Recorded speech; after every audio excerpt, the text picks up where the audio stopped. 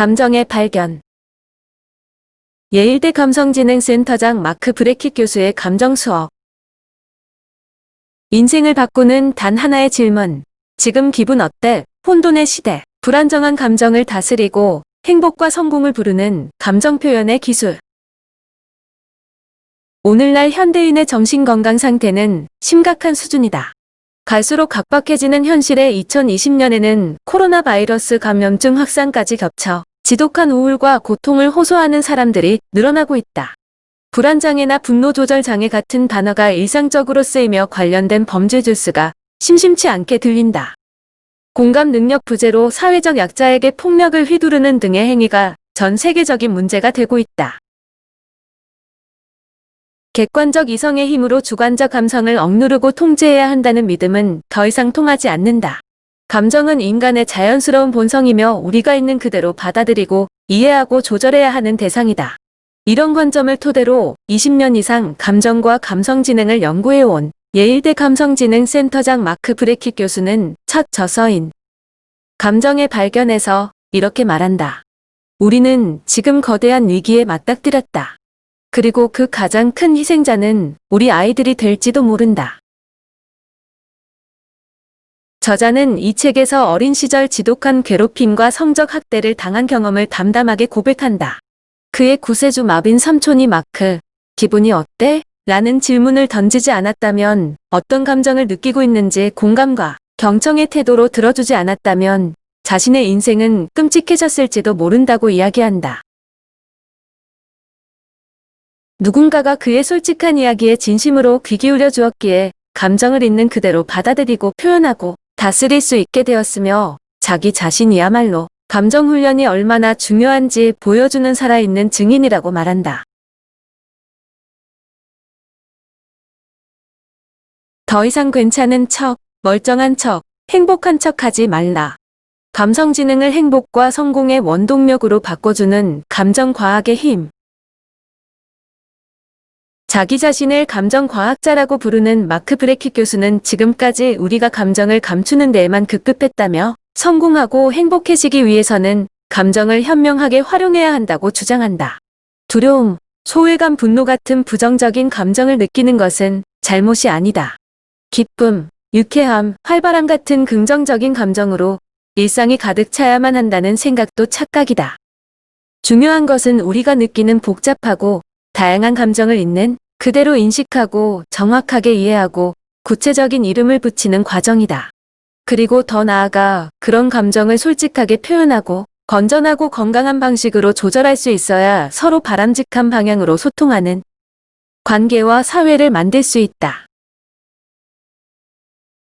저자가 개발한 감정을 다루는 5가지 기술, 즉 룰러 기법은 감정을 대하는데 가장 영향력이 크고 효과가 빠른 접근 방식이다.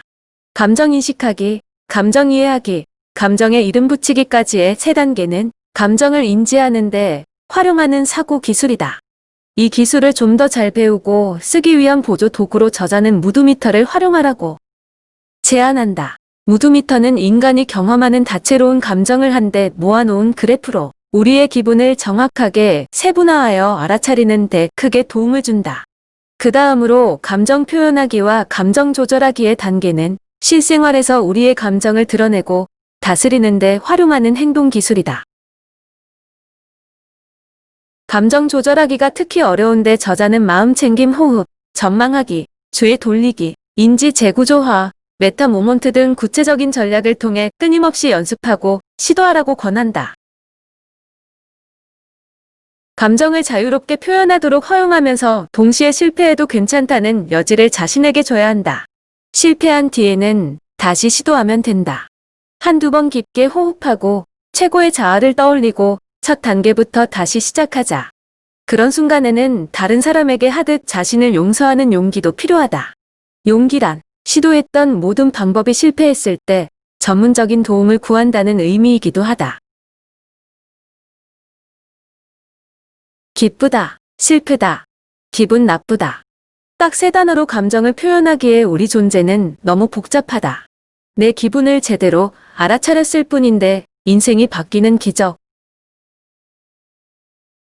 왜 가정과 학교에 감정 기술을 교육하고 훈련하는 과정이 필요할까?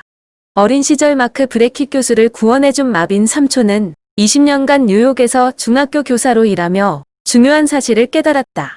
어린이들이 성공을 향해 가는 교육 과정의 감정을 받아들이고 현명하게 사용하는 능력과 관련된 내용이 빠져 있었다. 만약 모든 아이가 감성 능력을 습득하며 성장한다면 그들은 자연스레 더 나은 어른이 될 것이고 스스로 행복한 삶을 살아갈 수 있을 뿐만 아니라 건전한 세상을 만드는 데도 기여할 수 있을 것이다. 이 부분에 주목한 저자는 예일대 아동연구센터 교수로서 대학교 안에 감성지능센터를 설립하여 룰러 기법을 광범위하게 전파하기 위해 노력하고 있다. 현재 미국, 전역과 전 세계에 걸쳐 2000여 곳의 학교에 룰러 기법이 도입되었으며 스트레스와 번아웃이 감소하고 학교 분위기가 좋아지며 학업 성취도가 향상되는 결과가 나타났다. 다음은 실제로 감정훈련 워크숍을 경험한 학생들의 반응이다. 나의 약한 면을 보여주는 것이 우정을 비롯해 더 깊은 관계를 쌓을 훌륭한 기회라는 점을 알게 됐다. 때로는 다른 사람에게 그러하듯 자신에게도 온화해야 하고 다른 사람을 이해하듯 자신도 이해해야 한다는 것 또한 배웠다. 차분함, 평온함, 집중력, 전반적인 행복은 모두 내 손이 닿는 곳에 있다. 이번 워크숍에서 깨달은 지혜를 내재화하기만 하면 된다. 오늘날 많은 직업이 고도의 의사소통 능력을 요구하고 있기에 특히 감성 능력이 중요해지고 있다. 그런데 아이러니하게도 온라인으로 연결성이 강화되면서 각종 감정 노동과 완전히 새로운 종류의 고통에 시달리는 것이 현대인의 일상이기도 하다.